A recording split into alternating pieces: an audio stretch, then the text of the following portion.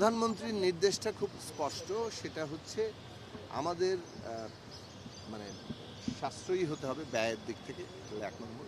2 নম্বর হচ্ছে যে ব্যয়গুলো কোন কোন খাতে হচ্ছে সেগুলো যৌক্তিকতা নির্ধারণ করতে হবে। 3 নম্বর হচ্ছে যে যে প্রকল্পগুলোই নেওয়া হয়েছে সেগুলো আসলে কতটা সামগ্রিকভাবে আমাদের মানে জনগণের জীবনে যে উন্নতির চিন্তা করা হয়েছে, বিশেষত বর্তমান সরকার যে তার যে প্রতিশ্রুত তার যে নির্বাচনী ইস্তেহার, তাদের পরিকল্পনা 31 দফা কর্মসূচি সবগুলোর সাথে সামঞ্জস্যপূর্ণ কতটা, এই সবগুলো দিক পরীক্ষা নিরীক্ষা করার জন্য নির্দেশনাটা আগে এসছে এবং এই প্রক্রিয়াটা চলমান আছে।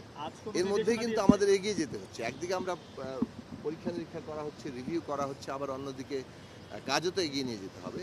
ফলে দুটো যথাসম্ভব সামঞ্জস্য রেখে করার চেষ্টা করা। আজকেও একই নির্দেশনায় বিভিন্ন বিষয়ে এসছে এবং প্রকল্প বাস্তবায়নে কেন দীর্ঘসূত্রিতা হয় সেটার ব্যাপারে তদন্ত করার জন্য বলা হয়েছে। অনেকগুলো বিষয়ে এই যে প্রকল্পের প্রস্তাব সেগুলো নিয়ে আরও নানান ধরনের অবজারভেশন আছে, পর্যবেক্ষণ আছে।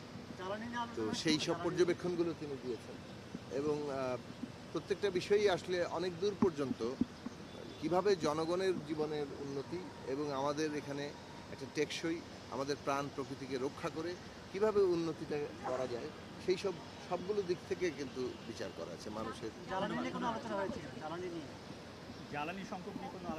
জ্বালানি সংকট নিয়ে তো আসলে আজকের আলোচনার কোনো এজেন্ডা ছিল না, অনির্ধারিত কোনো আলোচনা আসলে হয়নি।